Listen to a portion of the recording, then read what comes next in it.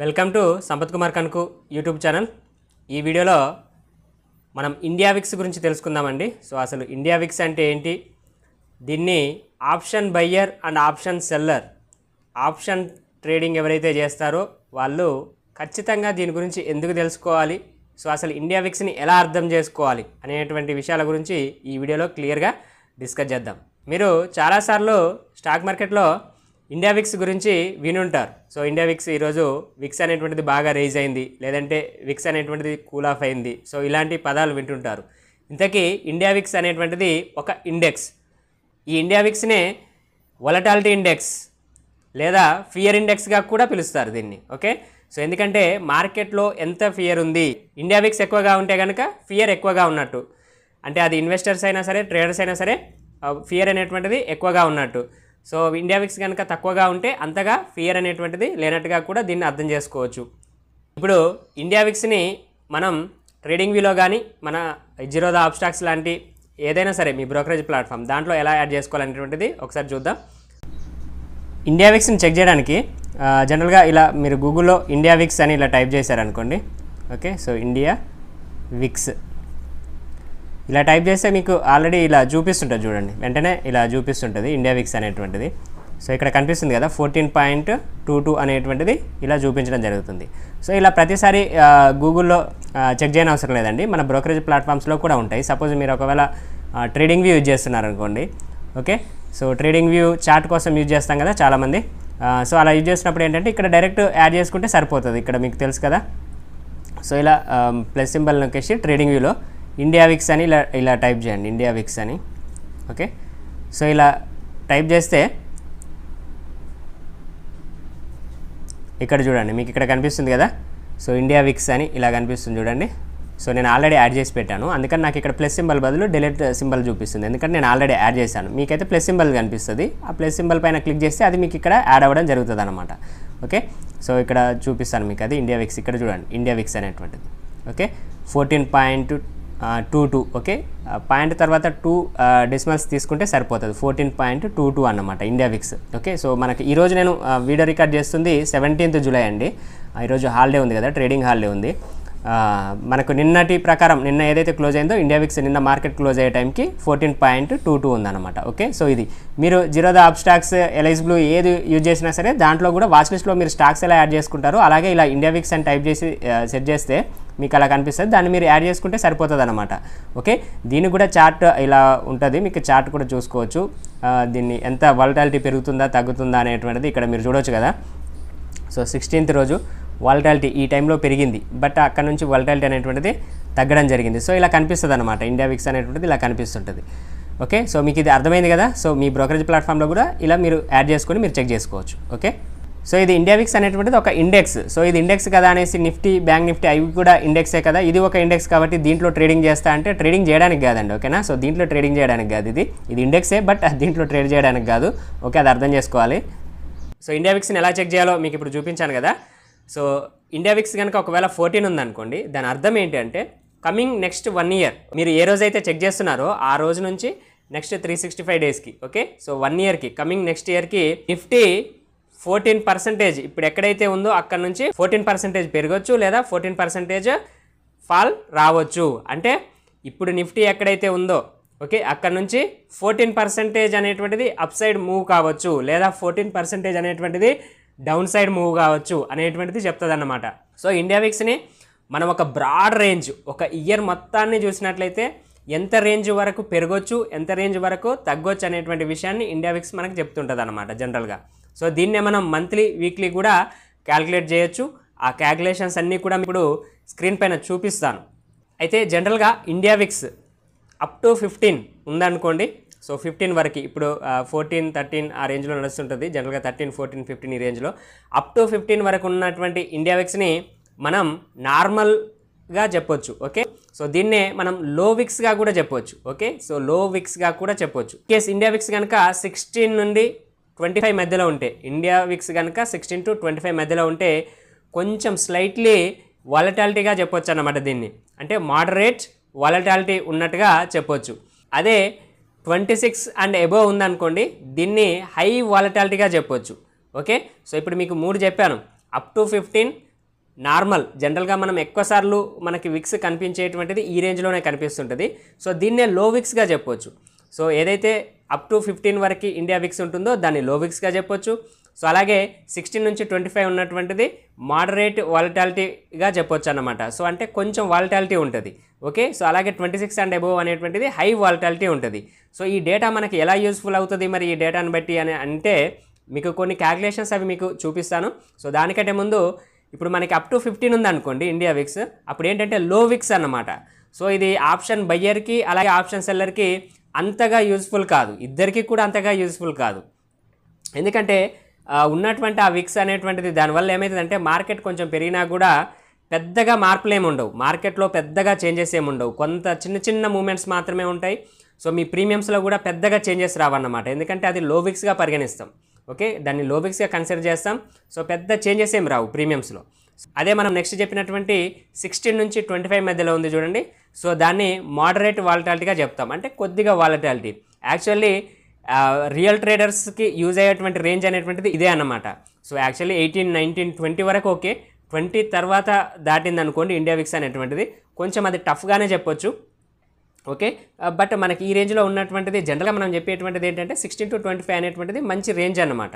So ఆ 20 దాటిన దగ్గర నుంచి ఏమవుతుందంటే యాక్చువల్లీ వాలటాలిటీ పెరుగుతుంది. ఇంకా 25 పెరిగింది అనుకోండి, 25 ఎబోవ్ ఉందనుకోండి, ఆ టైంలో మాత్రం ఏ ట్రేడర్స్ కూడా, అంటే మనకు ఆప్షన్ బయ్యర్ అయినా సరే ఆప్షన్ సెల్లర్ అయినా సరే ఇండియా విక్స్ కనుక 26 అండ్ ఎబోవ్ ఓకే అలా ఉంటే కనుక ట్రేడ్ చేయకపోవడమే బెటర్ అన్నమాట, వాలటాలిటీ ఎక్కువగా ఉంటుంది. సో మనం ఫస్ట్ది చెప్పాం, లో విక్స్ కారణంగా ఏంటంటే ప్రీమియమ్స్ పెద్దగా చేంజ్ అవ్వదు అని చెప్పాం కదా. సో అదే 15 నుంచి 18 మధ్యలో, 19 మధ్యలో, 20 మధ్యలో ఉందనుకోండి, 16 to 20 మధ్యలో ఈ రేంజ్లో ఉందనుకోండి ఇండియా విక్స్ కనుక, సో అప్పుడు ఏమవుతుందంటే దాన్ని ఏమని చెప్పాం మనం, మోడరేట్ అని చెప్పాం, మోడరేట్ వాలటాలిటీ ఉంటుంది అనేటువంటిది చెప్పాం మనం.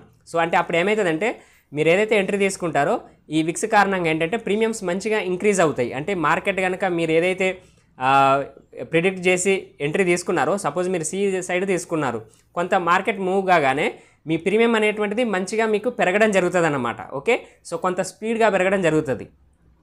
ఓకే, సో అలాగే మీరు మీ వ్యూ కనుక బేరిష్ ఉండి పీఈ సైడ్ తీసుకున్నారనుకోండి, సో మీ వ్యూ ప్రకారమే మార్కెట్ మూవ్ అయితే కనుక సో దాని తగ్గట్టుగా ఇక్కడ ఏంటంటే లో వాలటాలిటీ ఉంది కాబట్టి సో దాని తగ్గట్టుగా మనకి ప్రీమియం అనేటువంటిది మనకి రేజ్ అవ్వడం జరుగుతుంది ఆప్షన్ బయ్యర్కి. సో సెల్లర్కి కూడా బెనిఫిటే ఇది మోడరేట్గా ఉన్నటువంటిది.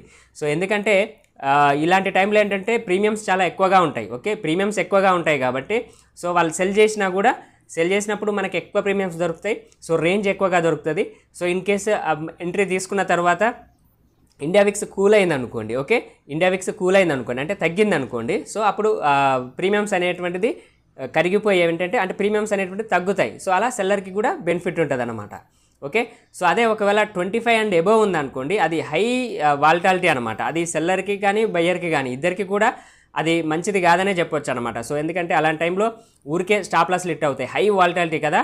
సో ఏంటంటే పైకి కిందికి చాలా వాలటాలిటీ ఎక్కువగా ఉంటుంది, అప్ సైడ్ ఉంటుంది, డౌన్ సైడ్ ఉంటుంది. సో అలాంటి విక్స్ అనేటువంటిది ఆప్షన్ బయ్యర్కి అలాగే ఆప్షన్ సెల్లర్కి ఇద్దరికి కూడా యూస్ఫుల్గా ఉండదు. సో అంటే మనం ట్రేడ్ చేయాలంటే యూజువల్గా ఆప్షన్ బయ్యర్ అయినా సెల్లర్ అయినా సరే 16 to 18, 19, 20 ఈ రేంజ్ మధ్యలో ఉంటే కనుక బెటర్గా ఉంటుంది అన్నమాట. మీరు ఆప్షన్ బయ్యర్ అయినా సెల్లర్ అయినా సరే ఆ 21, 2, 3, 4, 25 వరకు కూడా కొంత పర్లేదని చెప్పొచ్చు. బట్ ఏదైతే మనం 16 to 20 చెప్తున్నామో దీనంత బెటర్గా ఉండదు, కొంత ఇంక్రీజ్ అవుతుంది. ఎందుకంటే 25, 26 ఇంకా దాటే కొద్దీ ఇంకా హై వాలటాలిటీ అయిపోతుంది అనమాట. సో ఇప్పుడు ఇది మీకు అర్థమైంది కదా. సో ఆప్షన్ బయ్యర్కి ఆప్షన్ సెల్లర్కి ఇక్కడ చూడండి, ఎప్పుడైనా సరే ఆప్షన్ బయ్యర్ ఎంట్రీ తీసుకున్నాడంటే తీసుకున్న తర్వాత ఇండియా విక్స్ అనేటువంటిది ఇంక్రీజ్ అవ్వాలి. ఇండియా విక్స్ అనేటువంటిది ఇంక్రీజ్ అయితే ఏమవుతుందంటే అప్పుడు ఉన్నటువంటి ప్రీమియం అనేటువంటిది పెరగడానికి మనకు అవకాశం ఉంటుంది. ప్రీమియమ్స్ ఆటోమేటిక్గా అవకాశం కాదు, యాక్చువల్లీ ప్రీమియమ్స్ పెరుగుతాయి. ఓకే, సో మీరు ఎంట్రీ తీసుకున్న తర్వాత ఒక ఆప్షన్ బయ్యర్ సిఈ కానీ పిఈ కానీ ఒక ఆప్షన్ బై చేశాడు. ఓకే, బై చేసిన తర్వాత ఇండియా విక్స్ ఒక 16 దగ్గర ఉన్నటువంటిది 16.5కో 17కో వెళ్ళిపోయింది అనుకోండి, మీ ప్రీమియం అనేటువంటిది చాలా బాగా పెరుగుతుంది అనమాట. సో ఆప్షన్ బయ్యర్కి ఎప్పుడైనా సరే ప్రీమియం పెరిగితే ప్రాఫిట్ కదా.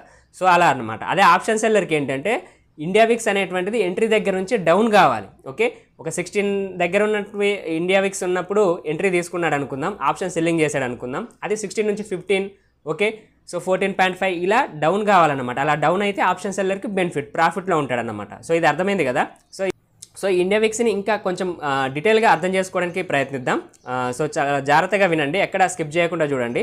సో మీకు స్టార్టింగ్లో చెప్పాను, ఇండియా విక్స్ అనేటువంటిది మనకు 15 ఉంది అంటే ఈ ఇయర్ మొత్తంలో నెక్స్ట్ కమింగ్ ఇయర్ మొత్తంలో ఒక 15% అప్ సైడ్ కానీ లేదంటే 15% డౌన్ సైడ్ కానీ మూవ్ అయ్యేటువంటి ఛాన్సెస్ ఉన్నాయి అనేటువంటిది చెప్తుంది. మనకేంటంటే 4 లెగ్ స్ట్రాటజీస్ కానీ ఓకే, ఎక్కువగా 4 లెగ్ స్ట్రాటజీస్ కానీ 2 లెగ్ స్ట్రాటజీస్ కానీ దీన్ని బేస్ చేసుకొని ట్రేడింగ్ చేస్తారనమాట. సో ఏంటంటే ఆప్షన్ సెల్లింగ్ అయినా సరే ఓకే, ఇప్పుడు 4 లెగ్ తీసుకున్నప్పుడు ఆప్షన్ సెల్లింగ్ ఉంటుంది, బయ్యింగ్ ఉంటుంది. బట్ మనకి ఏ రేంజ్లో ఐరన్ ఫ్లై కానీ ఐరన్ కాండోర్ కానీ సో ఇలాంటి బటర్ఫ్లై స్ట్రాటజీస్ కానీ ఇవి అప్లై చేయాలంటే మనకి ఇండియా విక్స్ అనేటువంటిది చాలా ఇంపార్టెంట్ అనమాట. సో అయితే మనకి ఈ వీక్ ఎంతవరకు పెరగవచ్చు, లేదంటే డౌన్ సైడ్ పోతే ఎంతవరకు డౌన్ సైడ్ పోవచ్చు, లేదంటే ఈ మంత్ మొత్తంలో ఎంతవరకు అప్ సైడ్ మూవ్ కావచ్చు, లేదంటే ఎంతవరకు డౌన్ సైడ్ మూవ్ కావచ్చు అనేటువంటిది మనం ఒక ఎస్టిమేషన్ వేయడానికి ఇండియా విక్స్ అనేటువంటిది చాలా హెల్ప్ అవుతుంది. సో అయితే దీంట్లో కొన్ని క్యాల్కులేషన్స్ ఉంటాయి, ఆ క్యాల్కులేషన్స్ ఏంటి అనేటువంటిది ఇప్పుడు మీకు స్క్రీన్ పైన చూపిస్తాను. ఇప్పుడు మీకు బోర్డు పైన ఎక్స్ప్లెయిన్ చేస్తాను. సో ఈ క్యాల్కులేషన్స్ మీకు సరిగ్గా అర్థమవుతే ఇండియా విక్స్ గురించి మీకు కంప్లీట్గా అర్థమవుతుందండి. ఓకే, సో జాగ్రత్తగా వినండి. ఓకే, ఇండియా విక్స్ని ఎలా చెక్ చేయాలో మీకు చెప్పాను. ఓకే, సో ఇండియా విక్స్ అనేటువంటిది ప్రజెంట్ ఓకే 14.22 ఉంది. సో మీకు ఆల్రెడీ చూపించాను కదా స్క్రీన్ పైన 14.22 ఉంది. సపోజ్ ఈరోజు మీరు ట్రేడింగ్ చేస్తున్నారు ఓకే ఓకే, సపోజ్ ఈరోజు లైవ్ మార్కెట్లో మీరు అబ్జర్వ్ చేసినప్పుడు 14.22 ఉంది. ఓకే, దీన్ని మనం ఎలా అర్థం చేసుకుందాం. అలాగే నిఫ్టీ వచ్చేసరికి స్పాట్, మనకు నిఫ్టీ చార్ట్ మనం చూస్తాం కదా, సో ఆ స్పాట్ ప్రైస్ వచ్చేసరికి 24,613 ఉంది. సో నేను ఎస్టర్డే ఏదైతే క్లోజ్ అయిందో దాన్ని తీసుకున్నాను. సపోజ్ మీరు ఇప్పుడు మార్కెట్ రన్ అవుతుంది అనుకోండి, అప్పుడు మీరు ఇండియా విక్స్ చెక్ చేస్తే 14.22 ఉంది అనుకోండి. అలాగే నిఫ్టీ వచ్చేసరికి 24,613 దగ్గర ఉందనుకోండి. సో ఇప్పుడు దీన్ని మనం ఎలా అర్థం చేసుకోవాలి, ఎంతవరకు పై సైడ్ పెరుగుద్ది ఎంతవరకు డౌన్ సైడ్ పెరుగుద్ది అనేటువంటి వాల్యుయేషన్స్ ఎలా అర్థమవుతుంది అంటే ఇక్కడ చూడండి, ఇక్కడ ఎం అని పెట్టాను చూడండి. ఎం అంటే మంత్ అన్నమాట, సో డబ్ల్యూ అంటే వీక్ అన్నట్టు, ఇది డేకి అన్నమాట. ఓకే, డి అంటే డే, ఒక రోజుకి అన్నమాట. ఓకే, సో ఇక్కడ మంత్ పక్కన మీకు ఒక వాల్యూ ఇచ్చాను చూడండి 3.46 అని. ఓకే, సో ఇక్కడ మంత్ పక్కన 3.46 అని ఇచ్చాను కదా. ఓకే, సో ఇది 3.46 వాల్యూ అనేటువంటిది ఎలా వస్తుంది అంటే జనరల్గా మనకి ఇండియా విక్స్ అనేటువంటిది 14.22 ఉంది కదా. సో ఇది ఇయర్కి, మరి మనకు మంత్లీ కావాలి, అలాగే వీక్లీ కావాలి, అలాగే డే వైజ్ కావాలి. ఓకే, ఎంత సైడ్ అప్ సైడ్ మూవ్ అవుతుంది, ఎంత డౌన్ సైడ్ మూవ్ అవుతుంది అనేటువంటిది. దానికోసం ఏం చేస్తామంటే మనకు మంత్లీ కావాలి అంటే ఇయర్కి ఎన్ని మంత్స్ ఉంటాయండి, 12 మంత్స్ ఉంటాయి. సో మీరు స్క్వేర్ ఇది ఉంటుంది కదా, √12 చేయాలన్నమాట. √12 చేస్తే మనకేంటంటే వాల్యూ ఎంత వస్తుందండి, 3.46 వస్తుంది. సో అలాగే మనకి వీక్లీ కావాలి కదా, సో వీక్లీ కావాలంటే ఎన్ని వీక్స్ ఉంటాయండి ఇయర్కి, మనకి జనరల్గా 52 వీక్స్ ఉంటాయి. సో √52 వాల్యూ వచ్చేసరికి మనకి 7.21 వస్తుంది. సో అలాగే డే వచ్చేసరికి మనకి ఎన్ని రోజులు ఉంటాయండి, 356 డేస్ ఉంటాయి. ఓకే, √356 ఓకే ఇది చేసేస్తే మీకు 19.1 అనేటువంటిది వస్తుంది అన్నమాట. సో ఇప్పుడు మీకు క్లియర్గా అర్థమైంది కదా. సో అవన్నీ మీకు రెడీమేడ్గా ఇక్కడ మీకు చేసి ఉంచడం జరిగింది. సో ఇప్పుడు ఎలా అర్థం చేసుకోవాలి దీన్ని అంటే, ఇప్పుడు ఇండియా విక్స్ ఉంది కదా, మీరు ఎప్పుడైతే లైవ్ మార్కెట్లో చూస్తున్నప్పుడు 14.22 ఉందో ఆ 14.22 ఇక్కడ మంత్లీ వాల్యూ ఉంది 3.46 డివైడెడ్ బై 3.46 వేస్తాం. సో ఇక్కడ మీకు అర్థమైంది కదా 14.22 ఇది India VIX. Okay, India VIX 14.22 ఉంది. మనకు మంత్లీ వైజ్ మనకి ఈ మంత్ ఎంతవరకు అప్ సైడ్ మూవ్ కావచ్చు, ఎంతవరకు డౌన్ సైడ్ మూవ్ కావచ్చు అనేటువంటిది రావాలి అంటే ఏం చేస్తాం, ఇక్కడ 3.46 చేత డివైడ్ చేస్తాం. ఓకే, 14.22 డివైడ్ బై 3.46 చేస్తే మనకి 4.10 వచ్చింది. ఓకే, సో ఇది క్లియర్గా అర్థం చేసుకోండి, 4.10 వచ్చింది. అంటే దీని అర్థం ఏంటి అంటే 4.10 అంటే ఇది మంత్లీ వైజ్, అంటే ఇప్పుడు రానున్నటువంటి నెల రోజుల్లో నిఫ్టీ ఇప్పుడు ఎక్కడైతే ఉందో అక్కడ నుంచి ఒక 4%, 4.10% పైకైనా వెళ్ళొచ్చు, 4.10% డౌన్ అయినా వెళ్ళొచ్చు అనేటువంటిది చెప్తుంది. ఇప్పుడు నిఫ్టీ ఎక్కడ ఉంది, 24,613 దగ్గర ఉంది. సో అందుకే మనం ఏం చేస్తున్నాం, 24,613 ప్లస్ 4.10 చేస్తున్నాం. ఇదే వాల్యూని చేస్తే ఎంత వస్తుంది, 25,622. ఇన్ కేస్ నిఫ్టీ కనుక పెరిగినట్లయితే రానున్న మంత్ ఓకే ఒక నెల రోజులు కనుక ఎంతవరకు పెరగవచ్చు, మ్యాక్సిమం 25,622 వరకు పెరగవచ్చు. ఇన్ కేస్ డౌన్ అయితే, సో డౌన్ ఎంతవరకు తగ్గొచ్చు, 24,613 మైనస్ సేమ్ ఇదే పర్సంటేజ్ 4.10 చేస్తే 23,603. అంటే మనకి ఇప్పుడు నిఫ్టీ 24,613 దగ్గర ఉంది. ఓకే, సో ఇది ఒక నెల రోజుల టైం, రానున్న నెల రోజుల్లో 25,622 వరకైనా వెళ్ళొచ్చు, లేదంటే డౌన్ సైడ్ వెళ్తే కనుక 23,603 వరకైనా వెళ్ళొచ్చు. మరి ఈ డేటా వల్ల మనకు ఉపయోగం ఏంటి? ఇక్కడే ఆప్షన్ సెల్లర్స్ 4 లెగ్ స్ట్రాటజీస్ ఎవరైతే అప్లై చేస్తారో ఏం చేస్తారంటే ఈ రేంజ్ని బేస్ చేసుకొని స్ట్రాడిల్స్ కానీ స్ట్రాంగిల్స్ కానీ ఓకే ఐరన్ ఫ్లైస్ కానీ ఓకే ఇలాంటి స్ట్రాటజీస్ అనేటువంటిది ఐరన్ కాండర్స్ కానీ ఇలాంటివి ఏంటంటే అప్లై చేస్తారన్నమాట. ఓకే సో సింపుల్గా ఏంటంటే ఈ రేంజ్ దగ్గర 25,600 అలాగే 23,600 సో ఈ రెండింటిని సెల్ చేసి కూర్చుంటారనమాట. 25,600 23,600 ఒక 2,000 రేంజ్ అనేటువంటిది 2,000 పాయింట్స్ రేంజ్ అనేటువంటిది ఉంటుంది అన్నమాట. మంత్లీ ఎవరైతే ఇన్కమ్ జనరేట్ చేయడం కోసం ఆప్షన్ సెల్లింగ్ చేస్తారో వాళ్ళు ఇలా చేస్తుంటారు. ఈ డేటాని డిఫరెంట్గా యూజ్ చేసుకోవచ్చు. మీకు వన్ ఆఫ్ ద మెథడ్ మీకు ఇలా చూపిస్తున్నాను. ఓకే సో అలాగే మంత్లీ చాలా తక్కువ మంది చేస్తారు కదా, సో వీక్లీ ఈ వీక్కి ఎంతవరకు పైకి వెళ్ళొచ్చు, ఈ వీక్కి ఎంతవరకు డౌన్కి వెళ్ళొచ్చు అనేటువంటిది చూసినట్లయితే 14.22 విక్స్ ఎంత ఉంది? 14.22 ఉంది. డివైడ్ బై మనకు వీక్లీ రావాలంటే దేంతో చేయాలి? 7.21తో చేస్తే 1.97% వచ్చింది. అంటే నిఫ్టీ 24,613 నుంచి 1.97% పైకి వెళ్ళొచ్చు. అంటే 25,097 వరకైనా వెళ్ళొచ్చు. ఇన్ కేస్ డౌన్ వెళ్తే కనుక 24,128 వరకైనా డౌన్ సైడ్ రావచ్చు అనమాట. సో ఇది మీకు క్లియర్గా అర్థమవుతుంది కదా. దీన్ని బేస్ చేసుకొని కూడా ఏం చేయొచ్చు? 25,100 24,100 సో అర్థమైందా? మీకు 1,000 పాయింట్స్ రేంజ్ అనేటువంటిది ఉంటుంది. ఈ రేంజ్ని బేస్ చేసుకొని 25,100 24,100 దగ్గర ఒక సిఈని పిఈని 25,100 సిఈని 24,100 పిఈని ఈ రెండింటిని సెల్ చేసి కూర్చుంటారనమాట. సో ఇది మీకు అర్థమవుతుందా? సో వీటికి అవసరమైతే కొంతమంది హెడ్జ్లు తీసుకుంటారు, కొంతమంది హెడ్జ్లు తీసుకోరు. ఇదంతా ఇక పర్సన్ టు పర్సన్ అది డిఫరెంట్. సో మన టాపిక్ అది కాదు. ఓకేనా? సో ఈ డేటా ఏంటి అనేటువంటిది మీకు అర్థం కావాలి.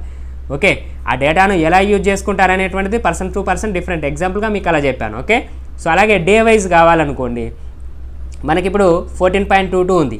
14.22 డివైడ్ బై 19.1 చేస్తే 0.74% వస్తుంది. అంటే ఇప్పుడు నిఫ్టీ ఉన్న దగ్గర నుంచి 24,613 ప్లస్ 0.74% చేస్తే ఎంత వస్తుంది మనకి? 24,795. అంటే ఇది డే వైజ్ అండి. ఓకే ఇది డే వైజ్ అంటే మీరు ఏ రోజు అయితే చెక్ చేస్తున్నారో ఆ రోజు ఎంతవరకు పెరగవచ్చు. సపోజ్ మీరు ఏదైతే ఇది మీరు చెక్ చేస్తున్నారో ఆ టైంలో 24,613 ఉంది లైవ్ మార్కెట్లో. ఈరోజు ఎంతవరకు పైకి వెళ్ళొచ్చు అనేటువంటిది చూసినట్లయితే 24,795 వరకు వెళ్ళొచ్చు. ఇన్ కేస్ ఇండియా విక్స్ కనుక 14.22 ఉంటే. సో అలా కాకుండా డౌన్ సైడ్ వెళ్తే కనుక 24,430 వరకు వెళ్ళొచ్చు అన్నమాట. సో ఇది మీకు క్లియర్గా అర్థమవుతుంది కదా. సో అయితే ఈ డే వైజ్ది 90% ఎక్యురసీ ఉంటుంది. బట్ ఒక్కొక్కసారి ఏంటంటే డే వైజ్ది అంతగా ఉండదు. ఎందుకంటే విక్స్ 14.22 ఉండి తర్వాత ఒకేసారి 15.5 కూడా వెళ్ళొచ్చు. అప్పుడు ఏంటంటే ఈ రేంజ్ అనేటువంటిది చేంజ్ అవుతుంది. సో మీకు ఈ పాయింట్ అర్థమైందా? సో మనకి జనరల్గా మంత్లీ ఈ వీక్లీ ఉన్నాయి చూడండి ఈ వాల్యూస్, ఇది మాత్రం ఎక్యురసీగా ఉంటుందండి. ఓకే సో మంత్లీ ఈ రేంజ్ ఏదైతే మనకు వస్తుందో ఈ రేంజ్లో మనకి ఏదైతే వస్తున్నాయో ఇది మంత్లీ అండ్ వీక్లీ రేంజ్లో ఎక్యురసీగా ఉంటాయి most of the times compare to day.